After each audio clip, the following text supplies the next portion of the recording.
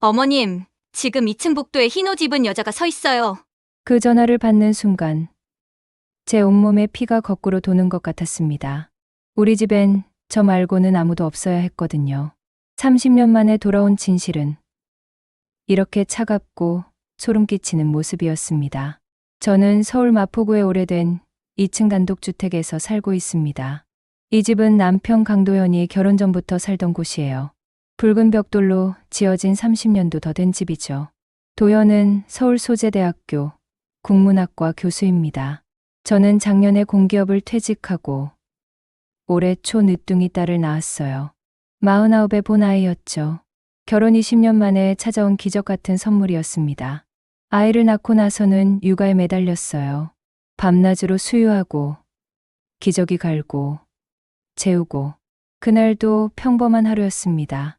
오전 내내 딸아이를 돌보다가 점심 무렵이었어요. 딸아이가 낮잠을 자는 동안 저는 잠깐 외출할 일이 생겼습니다. 오랜 친구가 급한 일이 있다며 카페로 나와달라고 했거든요. 남편, 일로 상담이 필요하다고 했어요. 평소 아이를 맡기던 베이비시터에게 전화를 걸었습니다. 조용하고 성실한 20대 초반 여성이었어요. 대학생이었는데 아이를 정말 잘 돌봐줬죠. 오늘 2시간만 부탁할 수 있을까요? 베이비시터는 흔쾌히 승낙했습니다. 30분 후 베이비시터가 도착했고 저는 간단히 인계를 했어요. 분유는 냉장고에 있고 기저귀는 여기 있어요. 2시간 후면 올게요. 베이비시터는 환하게 웃으며 고개를 끄덕였습니다. 오후 1시쯤 저는 집을 나섰어요. 카페는 집에서 버스로 20분 거리였습니다. 친구와 마주 앉아 커피를 마시며 이런저런 얘기를 나눴어요. 친구는 남편과의 갈등 때문에 힘들어했죠. 저는 친구의 하소연을 들어주며 조언을 했습니다. 그때였어요. 오후 2시 반쯤 베이비시터에게서 전화가 왔습니다. 벨소리를 듣는 순간 이상한 예감이 들었어요. 전화를 받자 베이비시터의 목소리가 심하게 떨리고 있었죠. 어머님 혹시 지금 집에 다른 분 계세요?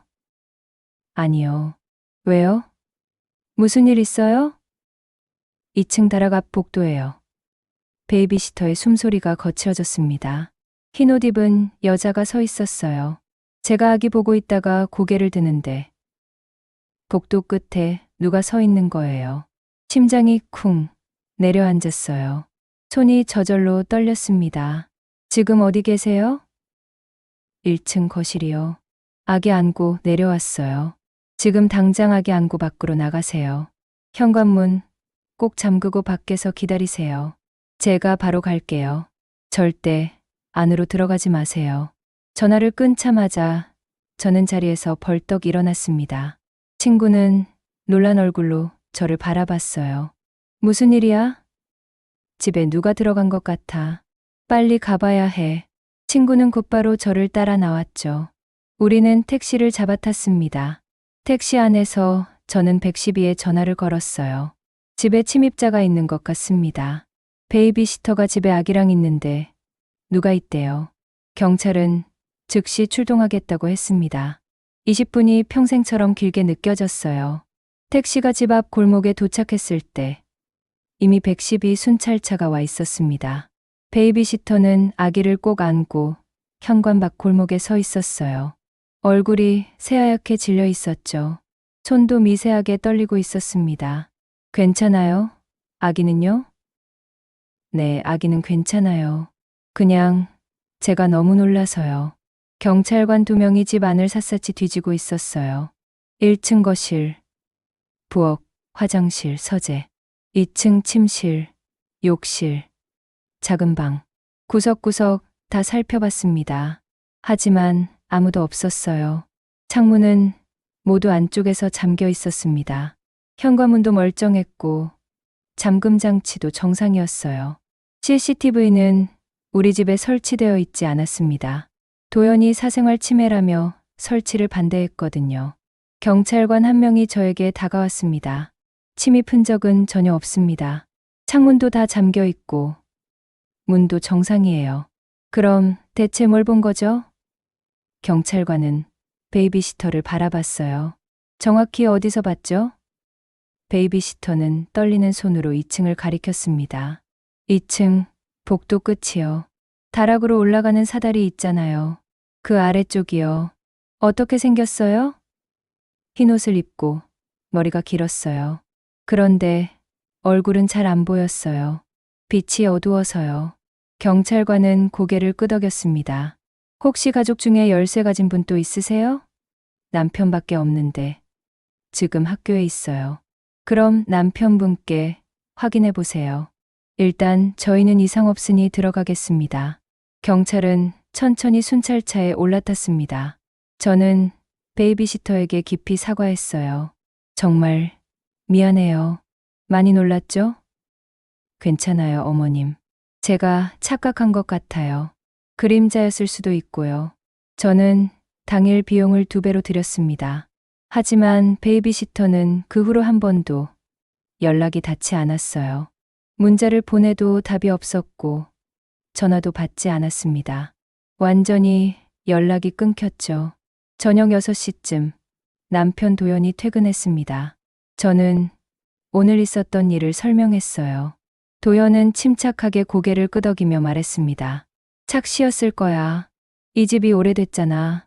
빛이 들어오는 각도에 따라 그림자도 이상하게 보이고.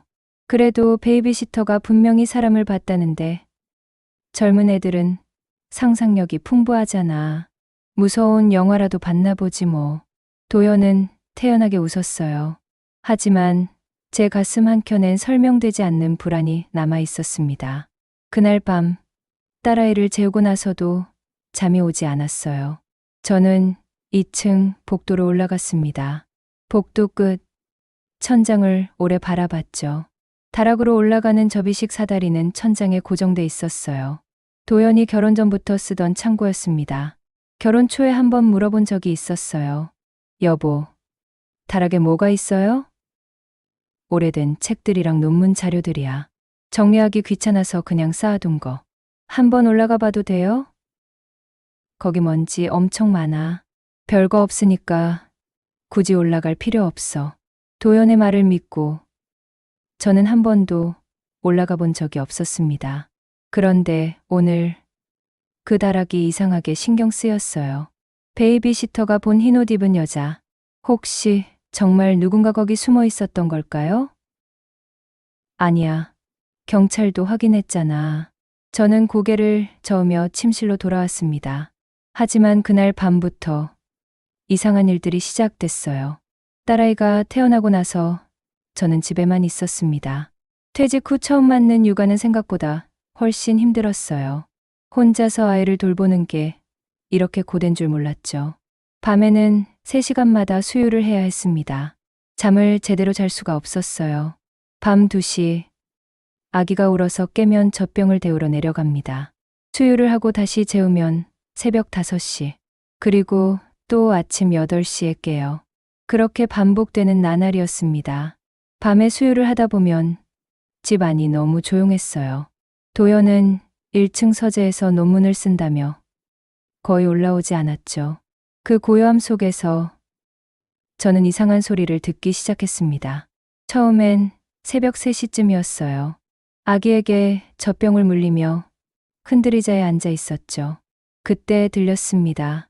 2층 천장 위쪽 다락에서 나는 소리. 드르륵. 의자 끄는 소리 같았어요. 그리고 타박타박. 가볍게 걷는 발자국 소리 같기도 했습니다. 사각사각. 종이 넘기는 소리도 섞여 있었어요. 저는 천장을 올려다봤습니다. 분명히 소리가 들렸어요. 환청이 아니었습니다. 다음 날 아침, 저는 도연에게 말했어요. 여보, 어젯밤에 위층에서 소리 안 들렸어요? 위층? 우리 집이 제일 높은데?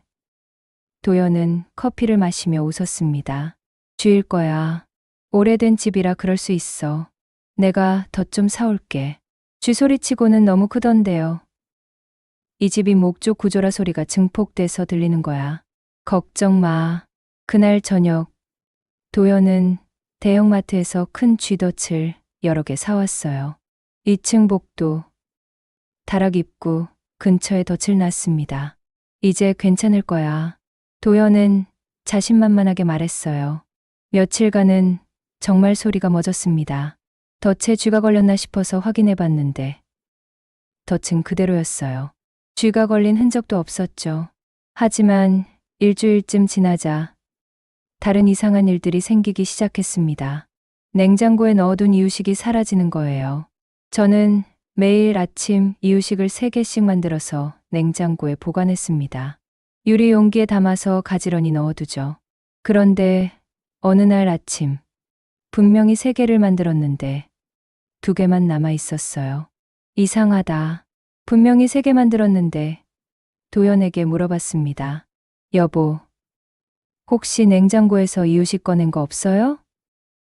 아니 왜? 하나가 없어졌어요. 도연은 피식 웃었어요. 내가 피곤해서 2개만 만든 거 아니야? 요즘 잠도 제대로 못 자잖아. 아니, 분명히 3개였는데 착각이야. 육아하느라 머리가 복잡해서 그래. 도연은 그렇게 넘겼지만 저는 확신했어요. 분명히 3개였습니다. 이유식이 사라진 일은 그 후로도 2번 더 있었어요. 그리고 또 다른 일도 있었습니다. 욕실 바닥이 자주 젖어 있는 거예요. 저는 매일 밤 씻고 나면 욕실 바닥을 깨끗이 닦았습니다. 물기를 다 제거하고 환기도 시켰어요. 그런데 다음날 아침이면 바닥이 또 젖어 있었죠. 발자국 같은 자국도 희미하게 남아 있었습니다. 누가 밤에 샤워를 했나? 도연에게 물어봤어요. 여보, 어젯밤에 샤워했어요? 아니, 나 서재에서 일하다가 그냥 잤어. 왜? 욕실 바닥이 젖어 있어서요. 물 안 닦고 나온 거 아니야? 아니, 제가 분명히 닦았어요. 도연은 피곤한 표정으로 대답했습니다. 배수 문제일 수도 있어. 나중에 한번 봐야겠네. 하지만 배수 문제는 아니었어요. 바닥이 젖은 자국은 마치 누군가 욕실을 사용한 것처럼 보였거든요. 세면대에도 물방울이 떨어져 있었고요. 이상했습니다. 정말 이상했어요. 그러던 어느 날 오후였습니다.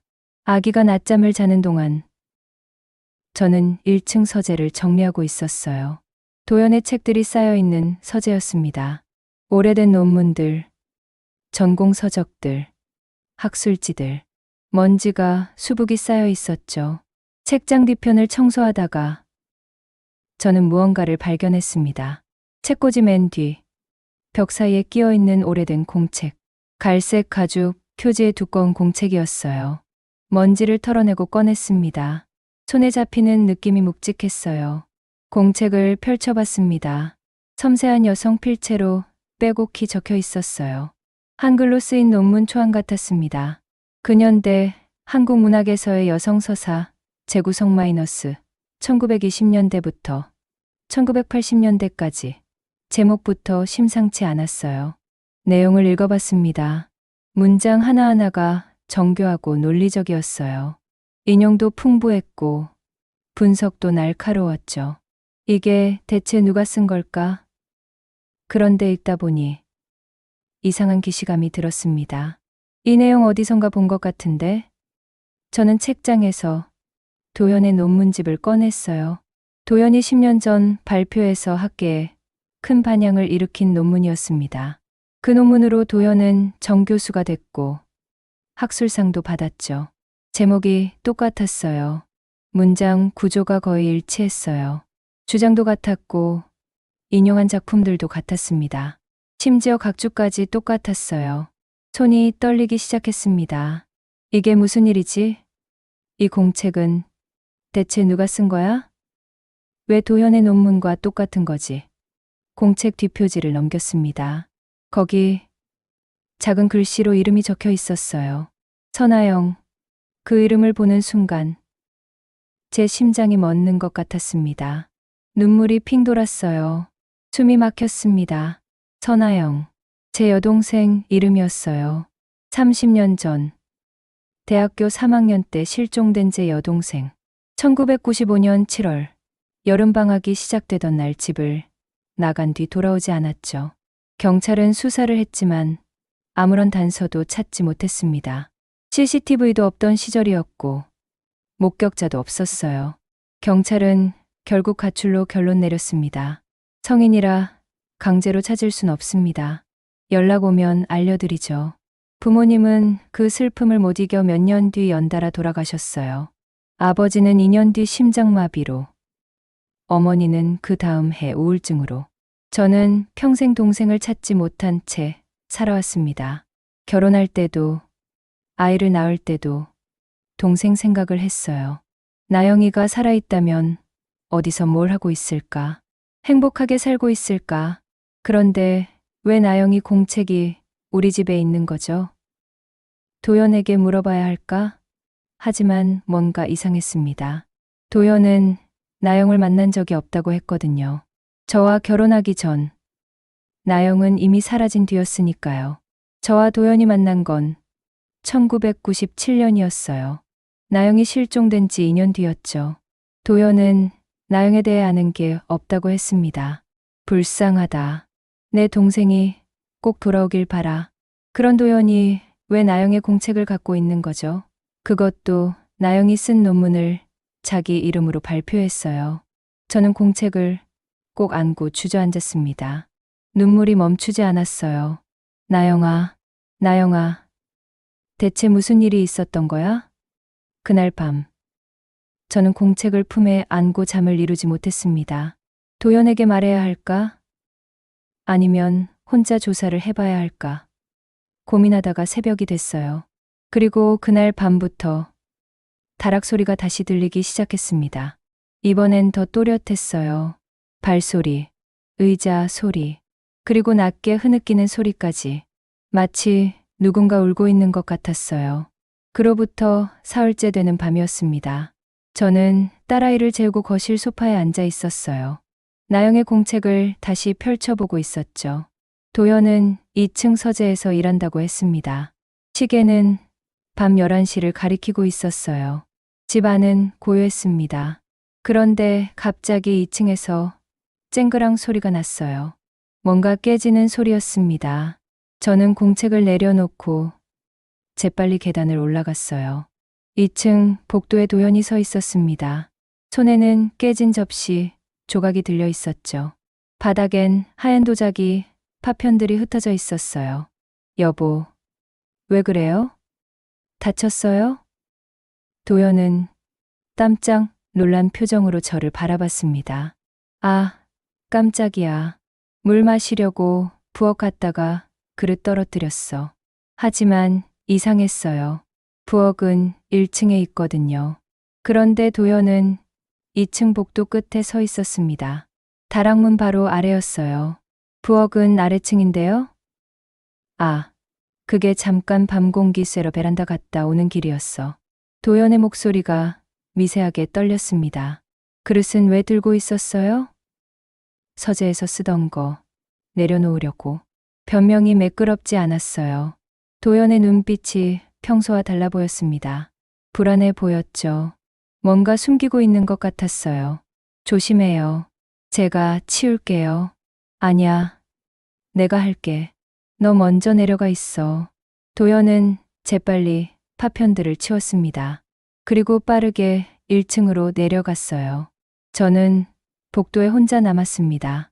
천장에 다락문을 올려다봤어요. 틈 사이로 희미한 빛이 새어나오는 것 같았습니다. 아니, 착각일까? 손을 뻗어 다락문을 만져봤어요. 미세하게 따뜻했습니다. 누군가 최근에 열었던 것 같았어요. 이틀 뒤, 도연은 갑자기 출장을 간다고 했습니다. 자료 조사 때문에 강릉 쪽 대학 도서관 좀 가봐야 해. 얼마나 가요? 3일 정도. 금방 올게.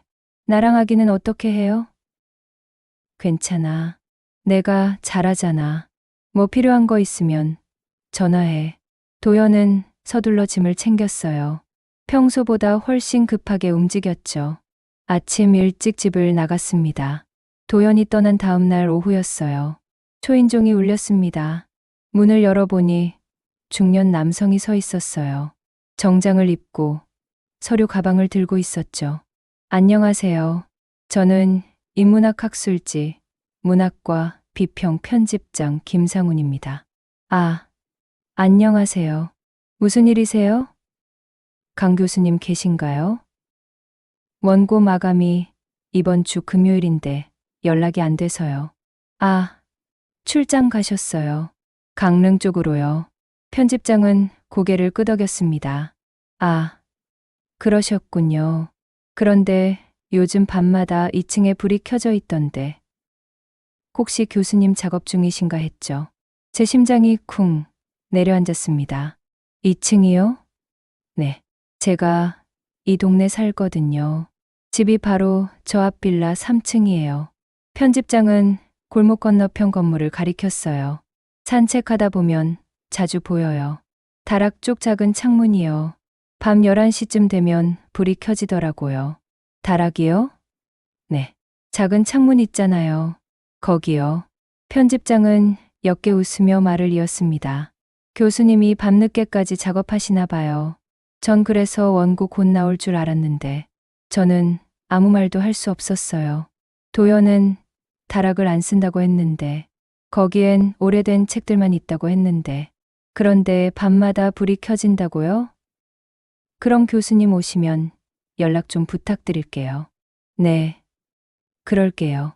편집장이 떠난 뒤 저는 한참을 멍하니 서 있었습니다. 밤마다 다락에 불이 켜진다. 다락에서 나는 소리들, 사라진 이유식, 젖어있는 욕실 바닥, 그리고 나영의 공책, 모든 게 연결되는 것 같았어요. 그날 밤 저는 결심했습니다. 딸아이를 재우고 시계를 봤어요. 밤 11시. 저는 조심스럽게 2층으로 올라갔습니다. 복도는 어두웠어요. 창고에서 접이식 사다리를 꺼냈습니다. 무거운 사다리를 끌고 복도 끝으로 갔죠. 손이 떨렸지만 천장의 다락문 아래에 사다리를 세웠어요. 심호흡을 크게 했습니다. 사다리를 타고 천천히 올라갔어요. 다락문 손잡이에 손이 닿았습니다. 잠겨 있을까? 아니었어요. 손잡이를 돌리자 문이 열렸습니다. 눅눅한 공기가 쏟아져 내려왔어요.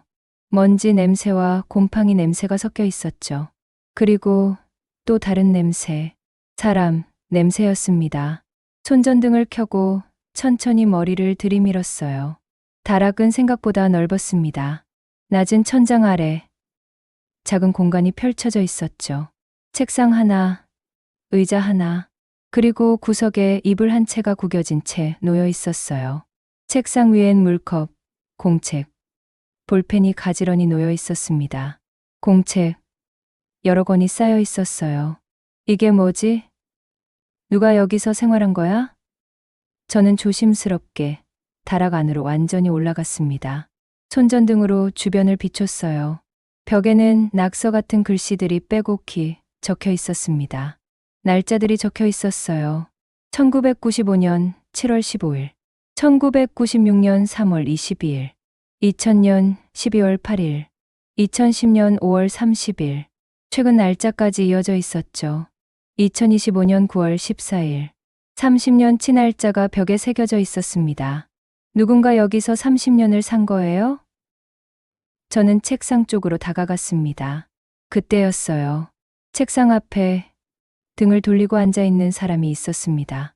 긴 머리가 등을 덮고 있었어요. 숨이 멎는 것 같았습니다. 누구세요? 제 목소리가 떨렸어요. 그 사람이 천천히 고개를 돌렸습니다. 손전등 빛이 그 얼굴을 비췄어요. 긴 머리, 핏기 없는 창백한 얼굴, 움푹 들어간 눈, 극도로 마른 몸. 하지만 그 눈동자를 보는 순간 저는 비명을 삼켰습니다. 언니?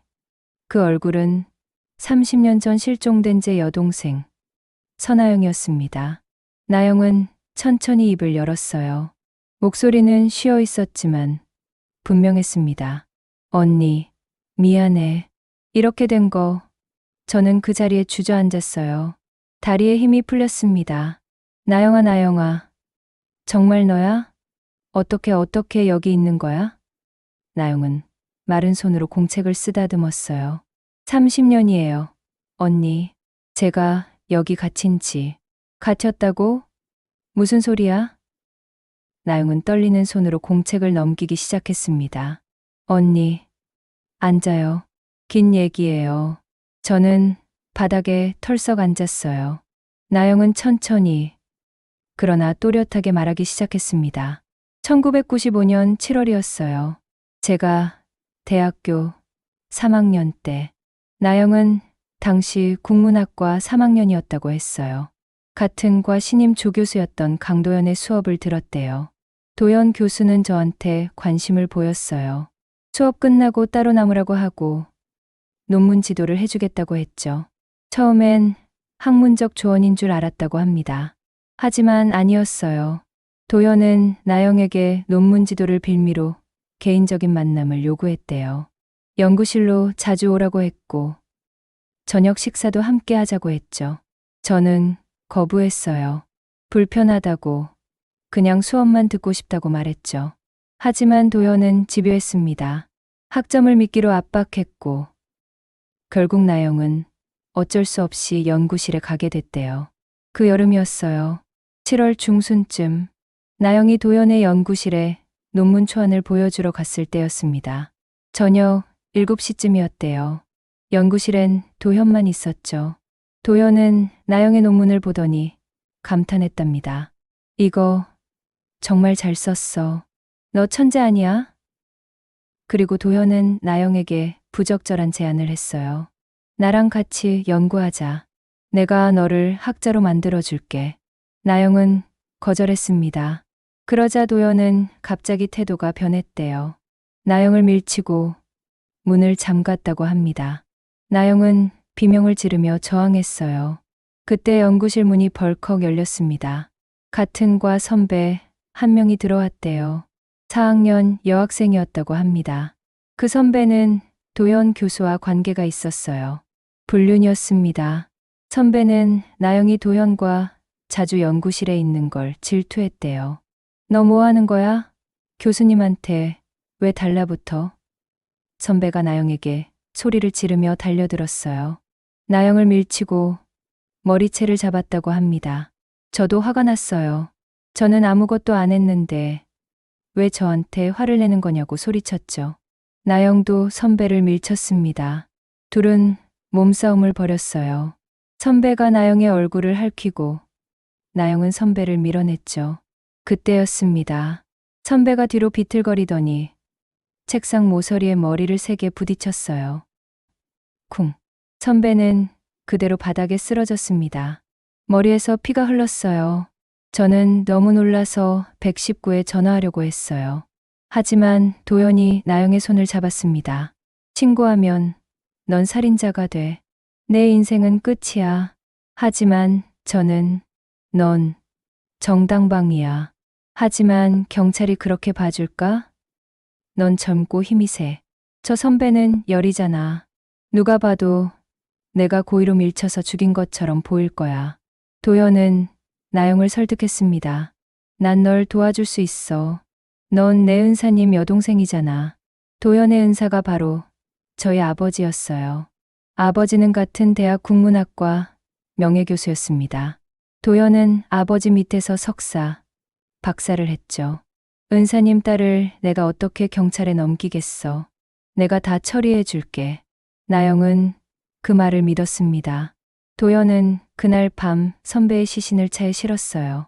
그리고 서울 외곽 산속에 몰래 묻었다고 합니다. 다음 날 도연 교수는 저를 자기 집으로 데려왔어요.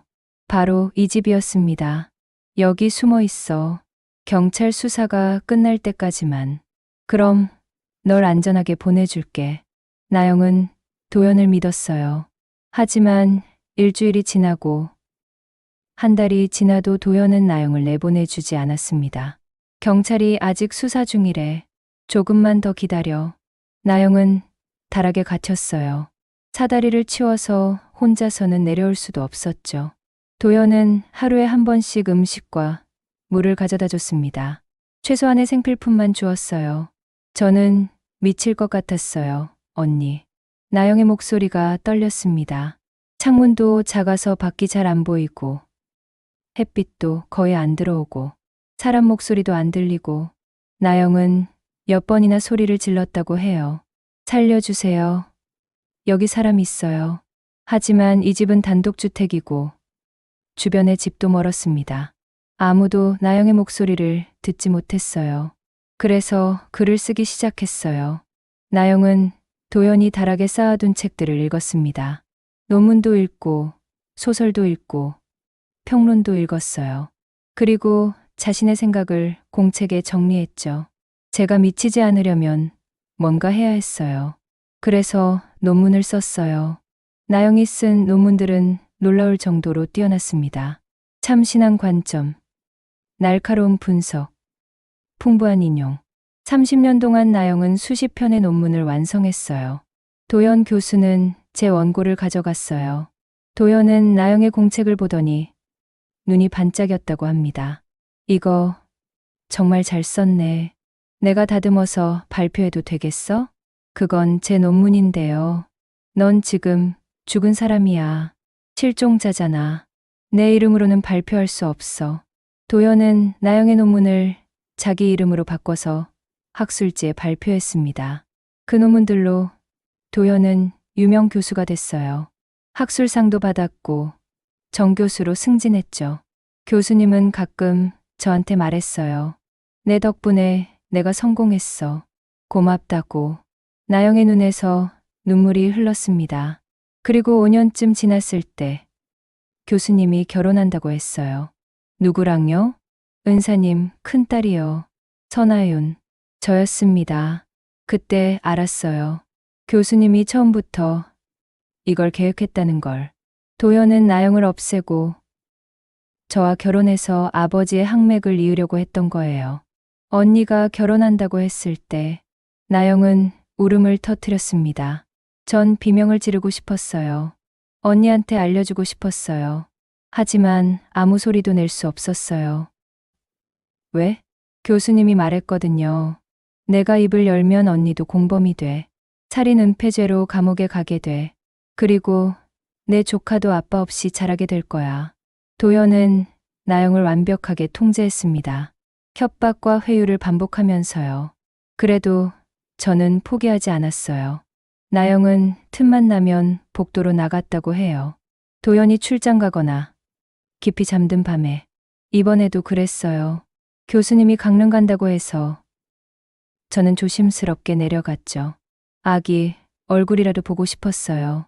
베이비시터가 본 흰옷 입은 여자가 바로 나영이었던 겁니다. 저는 나영을 끌어안았습니다. 나영아, 미안해. 정말 미안해. 내가 몰랐어. 내가 너를 찾았어야 했는데. 언니, 잘못이 아니에요. 나영은 제 품에서 조용히 흐느꼈어요. 이제 끝낼 수 있을 것 같아요. 언니가 왔으니까. 저는 나영의 손을 꼭 잡았습니다. 나영아, 나가자. 지금, 당장. 경찰에 갈 거예요? 그래. 모든 걸 다 말할 거야. 도연이 한 짓을 세상에 알릴 거야. 나영은 고개를 끄덕였어요. 이틀 뒤, 저는 나영을 부축해서 마포경찰서로 갔습니다.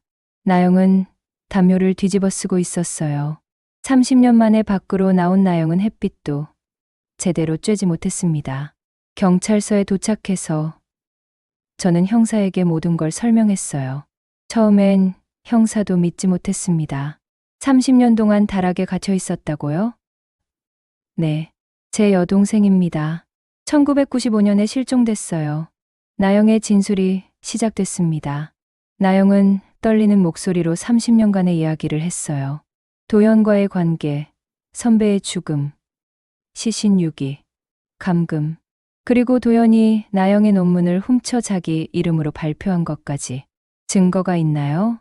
다락에 제가 쓴 공책이 수십 권 있어요. 그리고 벽에 날짜도 새겨져 있고요. 경찰은 즉시 우리 집을 압수수색했습니다. 다락에서 나영의 공책 47권이 발견됐어요. 벽에 새겨진 30년치 날짜, 그리고 나영의 필적과 도연이 발표한 논문들의 대조. 모두 일치했습니다. 경찰은 도연이 말한 산 위치를 수색했어요. 서울 외곽, 경기도, 광주, 어느 야산. 며칠간의 발굴 끝에 30년 전 유골이 발견됐습니다. 신원 확인 결과 실종된 대학생으로 확인됐어요. 도연은 강릉에서 긴급 체포됐습니다. 법정에 선 도연은 처음엔 발뺌했어요. 저는 아무것도 몰랐습니다. 그 학생이 제 집 다락에 숨어 있었던 건 맞지만 제가 가둔 게 아닙니다. 그럼 왜 경찰에 신고하지 않았습니까? 은사님 딸이라서요. 불쌍해서 도와주려고 했습니다. 30년 동안요? 검사가 증거를 제시했습니다. 나영이 쓴 논문 원본과 도연이 발표한 논문, 필적 감정 결과, 다락의 생활 흔적, 모든 증거가 도연을 가리켰어요. 도연의 변호인도 더 이상 변론할 수 없었습니다. 결국 의원은 고개를 떨궜어요. 죄송합니다. 판사는 냉정하게 선고했습니다. 피고인 강도연은 피해자를 30년간 불법 감금하고 그의 지적 재산을 착취했으며 살인 은폐에 가담했습니다. 이는 인간의 존엄성을 짓밟은 극악무도한 범죄입니다. 피고인은 학자로서의 양심을 완전히 저버렸습니다. 징역 25년이 선고됐습니다. 대학은 도연을 즉시 파면했어요. 그가 받은 모든 학술상도 박탈됐고 발표한 논문들도 전부 철회됐죠. 학계는 발칵 뒤집혔습니다. 언론은 연일 이 사건을 보도했어요. 다락에 갇힌 천재학자, 30년간 논문 착취한 교수, 표절을 넘어선 인권유린, 전국이 충격에 빠졌습니다. 법정을 나서는 도연을 보며 저는 마지막으로 한마디 했어요.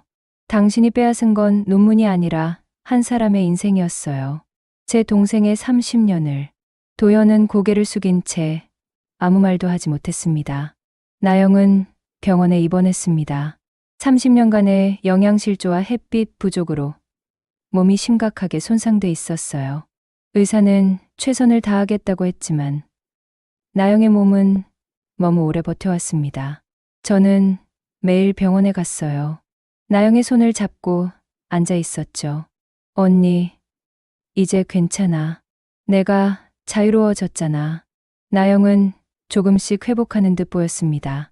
하지만 3개월 뒤, 나영은 조용히 눈을 감았어요. 마지막 순간, 나영은 제 손을 꼭 쥐며 말했습니다. 언니, 고마워. 나를 찾아줘서. 이제 편히 잠들 수 있어.